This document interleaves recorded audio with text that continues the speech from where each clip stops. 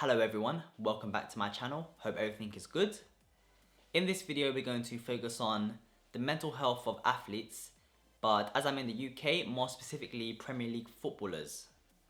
If you don't know me already, my name is Matthew Faisa and I'm a third year medical student interested in sports medicine. Make sure to subscribe to the channel if you like sports medicine and are a fan of in-depth analysis of player injuries. Quite a while back we did a video on Andre Gomez, who had a fracture dislocation of his ankle and miraculously has come back to return for Everton. I myself predicted he'd be back maybe at the end of the season if Everton were lucky, but somehow with the advances of football medicine he's been able to come back in March, which is truly amazing. Mental health was a once dismissed aspect of health. Everyone worried about the physical health and disregarded what was happening inside here. I made this video to kind of clarify and also expand on the mental health problems or issues that football players face on a regular basis. The information for this video was sourced from Professor Alan Curry, who delivered a webinar that I recently watched. I believe he's a psychiatrist in regional affective disorders. However, he does have some role and influence in sports medicine, particularly with football. Regarding the structure of this video, firstly we're going to look into the general effects of exercise and its impact on the general mental health of everyone. And then we're going to look into a few cases and establish the true impact on a footballer's health.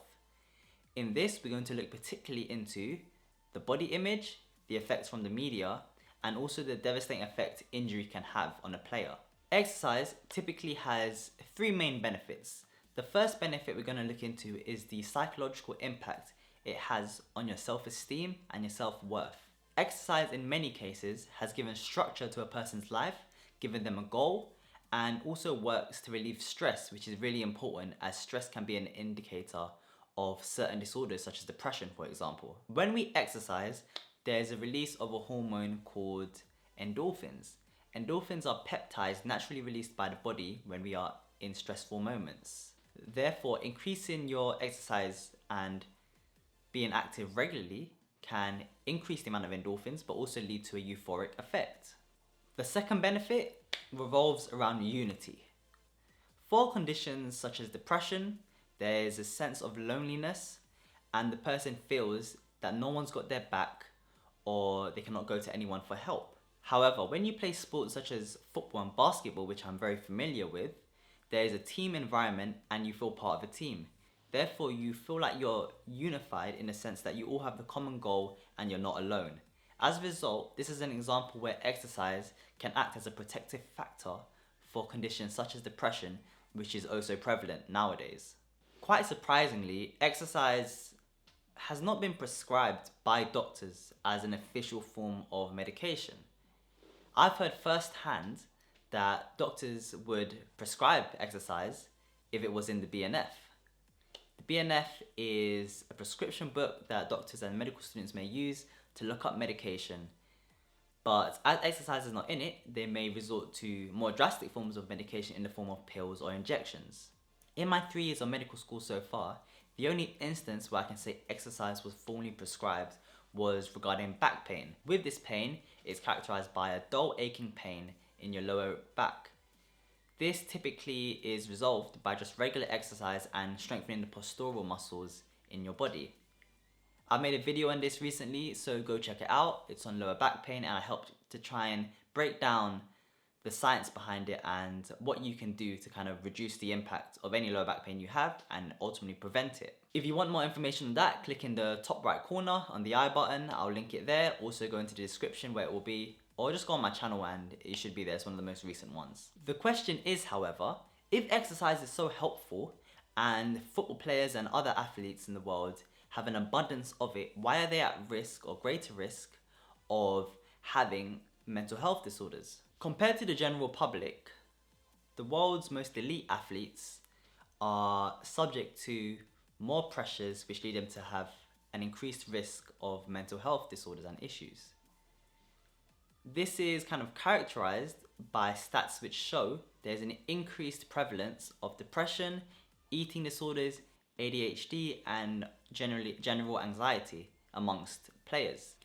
To look into this further, I'm going to focus on 3 different aspects of the pressures that face an athlete.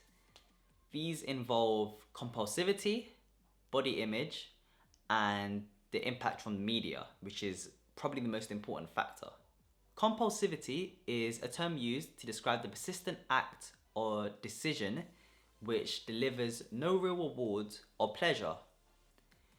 To describe this, I'm going to use the example of injuries where footballers and other world athletes will play through injuries when they know in their heart of hearts they are not 100%. As you can see, I'm a United fan, so I'll kiss the badge for that. But I'm going to use something close to my heart, and that is Marcus Rashford, who is only 22 years old, who has had a string of injuries, particularly most recently with his lower back, and he's had to play through pain constantly. Rashford, who is only 22 years old, has been dubbed as Man United's main man and has been given the responsibility to lead the line alongside Anthony Martial. In the last month or so, Marcus Rashford has had increasing levels of back pain, and to what I've heard based on what I've read, he's had steroid injections to reduce the inflammation and act as a painkiller for him to actually continue playing on.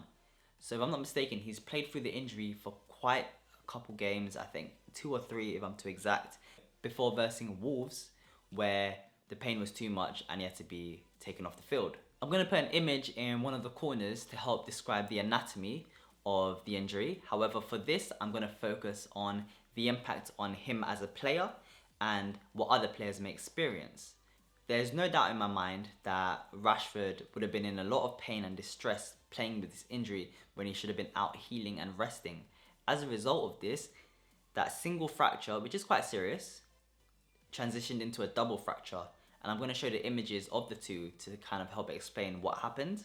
This is an example of a recurring problem in all levels of sports where players are forced to consume or take painkillers and various forms of injections to put them out on the field, when in reality what's best for them is to take a step aside and heal appropriately. Even though the players know they need to kind of step aside and heal, when you look at the dynamics of a team, if a player keeps complaining that they are hurt, the manager may look at them disfavorably and put them aside in future context when they're actually fit and healthy due to their kind of lack of ambition or desire to play for the team. Injuries can have disastrous effects on players, particularly young players. I'm going to focus on a young lad called Joe Darlington who unfortunately committed suicide. I'm not going to go into the kind of the details and nitty-gritty out of respect, as I don't know the story fully. However, I am aware that he had a string of injuries that prevented him from playing, regularly staying on the pitch, and as a result it caused him to kind of have to step aside from football as the injuries prevented him from staying fit and continuing his dream. When a player gets injured, there's different stages to kind of the effect on their mental health. There's the actual injury where they deal with it, then there's a transition phase, and then there's the last stage where they either get fit or they have to end their career. When you have an injury or string of injuries, such as a career-ending one like Joe Darlington had, you skip all them stages and ultimately get to the end stage. As a result, there's no time for the player to kind of process the injury and what's happened, and they are straightforward stuck in the deep end to kind of deal with what has happened. And in the case of Joe Darlington, who I wish his family well, led to suicide, which is an important thing that everyone needs to look into regardless of whether you are involved in football or not. Another instance of compulsivity and playing when you shouldn't or playing too hard is the persistent work and effort players put in to increase or improve to get to that top 1% and ultimately win trophies. This is all good and well as it kind of promotes competitiveness. However, it can get too far where it becomes a detriment to their own health. An example I'm going to use is the Liverpool team. So this most recent Liverpool team has been very successful in the sense that they've nearly gone the whole season unbeaten until most recently where they got battered 3-0 by Watford. But last year they won the UCL, the Champions League trophy, and this year they're on track to win the Premier League. This team's success and many teams' success previously is solely determined by the amount of trophies they win. This makes me very uneasy, as trophies being the sole determinant of whether you are happy or not is very kind of worrying, because it's impossible for you to win a trophy every year. Even if we look at the United team, who were very successful They only won every trophy in 1999 when they had a treble. After that, they were winning maybe 1 or 2 trophies a season, which perhaps still is encouraging and you're still going to get a level of satisfaction from it. However, when you look at the emergence of Chelsea, when they won, I think, 2 seasons back to back in the Premier League, 05-06 if I'm not mistaken, then what would have happened to that United team that were dominating throughout the years? Perhaps they would have had a little bit of, not loss of self-worth, but an impact on their ego, which obviously a lot of players have. This Liverpool side, what I noticed was quite interesting. So they've been on top of the league, leading by 20 points pretty much since November. No team, not even Leicester, not Man City, not United, not Arsenal, no one has been able to compete with them at the level they're playing at. As a result, they pretty much won the trophy in November, if we're completely honest. But that wasn't good enough. They were chasing that invincible streak that Arsenal have held for so long. And when they lost to Watford, you could see the impact it had on all the players. There was arguing on the pitch, and you could see a lot of players had their head down as their goal they were chasing was to be invincible, and they hadn't done it. Quite interesting, if you asked the players at the beginning of the season what would have made you happy, they would have said winning the league. That's what they would have been chasing for the last 2 or 3 years when they've been at their peak form. However, the pressures of winning the league has kind of set onto Liverpool. I remember reading an interesting quote that was referring to Jordan Henderson, their captain. I believe he banned the idea of them talking about winning the league. Perhaps this was an effort to stay humble, perhaps not jinx it, but the fact that they lost would have had an impact on Liverpool. As a result, that loss could be instrumental in certain players going on a down spiral. We don't know. Hopefully not. I believe Jurgen Klopp is a very good manager, and him and his Liverpool teammates and coaching staff will be able to manage any down spiral in that team. However, we have to ask, looking in, how much is good enough? The constant pursuit of trophies, the constant pursuit of more success can lead you into a battle you cannot win. Ultimately, you can't win every year. And sometimes, one trophy, even if you win one, it's good enough. You may argue with me in the sense that it's competitiveness. However, I'm looking at it from a medical point of view and the impact it can have on someone's mental health. The next main stressor on an athlete is body image. Body image is important in the sense that it gets you sponsors. In the case of Ronaldo, who is a physical specimen at the age of 35, is still performing at the highest level. But more importantly, you need to be in tip-top shape to be at your functional best when playing on the pitch. Being unfit can cost you money, can cost your team trophies, ironically as we've just spoken about, and can cost you the success and the fulfillment of playing football. However, the journey to get into your functional best can lead to some unsavory practices that we do not hear in the media firsthand. As a United fan, again, I'm going to use the example of Lukaku. Lukaku last year was playing well, he wasn't playing bad, but he was constantly shamed for being fat and being bloated. As a result, people called him slow on the pitch and disrespected his first touch. However, since he's moved to Inter Milan, he has been incredibly successful in playing well and has led the line for Conte and has taken the Serie A by storm. During Lukaku's tenure at Man United, particularly the last season, I believe he had something called IBD, which stands for irritable bowel disease. This can lead to some digestive issues and can also cause some distress, particularly with our bowels. As a result, this is most likely the reason for why Lukaku gained weight and was perceived as being fat. This would have altered his nutrition and led to increased fatigue levels, making him more tired a lot quicker than usual. This does make sense, as when you look at Lukaku's last season versus the season before, they are two vastly different players. However, this was not diagnosed at United and was only made aware and diagnosed formally at Inter Milan by their medical team.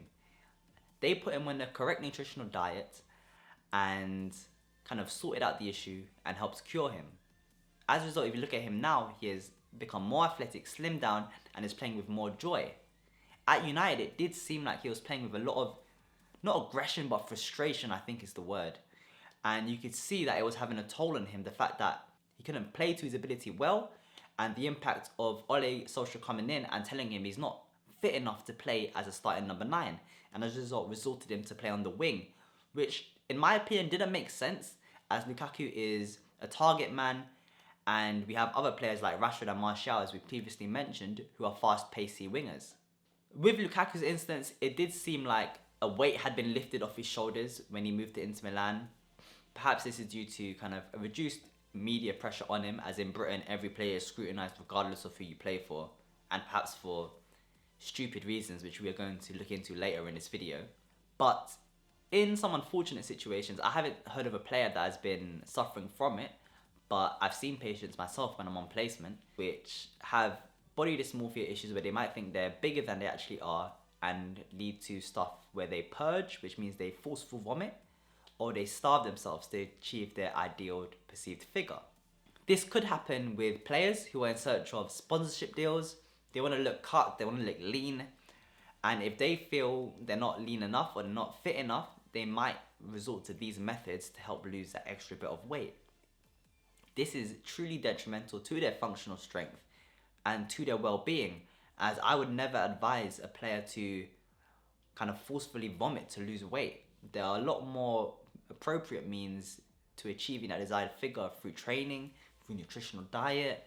These can all be achieved in a more safe environment. As we said previously, the next factor we're going to look into is the media. The media is a true detriment to players, in England in particular.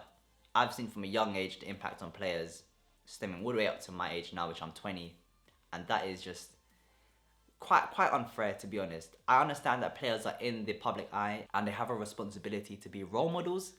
However, what's happening to them is truly unfair and unjust, if we're quite frank. If you're not aware already, journalists in England have a reputation of making clickbait stories, which has only been made worse with the transition to online forms of media, since their physical forms are dying pretty much. No one's interested in reading them, in my generation at least. But they also make up fake stories.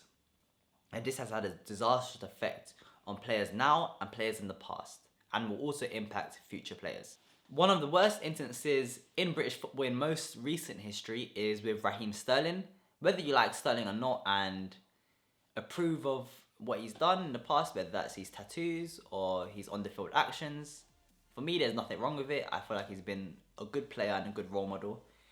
But certain journalists have made up stories about them, kind of controlled the headlines, controlled the judgment, and twisted facts in order to make us feel a certain way about Raheem Sterling. They have launched a constant level of abuse to him and followed him from his on-field actions all the way to his off-field actions, with the paparazzi taking pictures outside his car, outside his home, and providing fuel to the fire to help mold their description of him. This is the worst with red top tabloids such as The Sun and the Daily Mail, who are probably at the worst in Britain at the moment. Regardless of whether newspapers are a dying breed and there's other forms of media that are more modern and have more engagement, they do have a responsibility, red tops or not, to deliver important facts and key information in a non-judgmental way without any bias. As a result, it leaves us as the audience, as the consumers, to make our own judgment. However, in all forms of media, that is not the case currently. Too many times, the judgment has been delivered in the headline without us as the audience having any facts or information about it. One instance I'm going to look at is two Man City youngsters who carried out the same action. However, one was received with abuse and the other was received with congratulations. The first was a Man City youth called Tosin Adebayo, who delivered a caring, innocent act and a loving act by buying his mum a new house. And he was received with a lot of abuse, and they said it was a reckless act, when in reality it's clearly not.